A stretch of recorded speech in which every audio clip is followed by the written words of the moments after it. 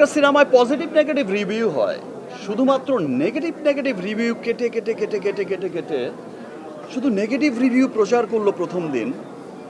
এর ব্যাপারটা বুঝলাম না। এই আক্ষেপটা কার প্রতি? আক্ষেপটা কি আমার প্রতি? এই চক্রান্তটা কার প্রতি? আমার প্রতি? এই চক্রান্তটা কার প্রতি? সান মোশন পিকচারের প্রতি, না রুশোর প্রতি, না আমার অন্যান্য কোনো আর্টিস্টের, আমার নায়িকাদের প্রতি? কার প্রতি আমি বুঝলাম না। নাকি বাংলা সিনেমার প্রতি? নাকি যারা চাইছে যে বাংলা সিনেমার উন্নতি চাইছে না শুধু তাদের, মানে তারা চাইছে, কিছু মহলই চাইছে, স্পষ্ট ক্লিয়ারই হয়ে যায় যে কিছু মহল চাইছে যে বাংলা সিনেমার যেন উন্নতি না হয়, যতটুকু এসেছে তার থেকে যেন আবার পিছিয়ে সেখানেই চলে যায়, আর যেন নতুন ধারার কোনো গল্প সৃষ্টি না হয়, আবার যেন একই ধারার গল্প বলতে বলতে বলতে বলতে একসময় বলে যে বাংলা সিনেমা তো শুধু এই, আর তো কিছু দেখি না, শুধু মোটর গান, মেশিন গান, মারামারি।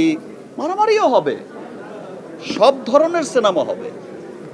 তাই বলে যে নিটল প্রেমের গল্পের সিনেমা হবে না সেটা তো না। তাই বলে যে মধ্যবিত্ত আপার ক্লাসের গল্প হবে না, সেটাও তো না। একটা সিনেমা, একটা গান, একটা সব কিছু সবার জন্য।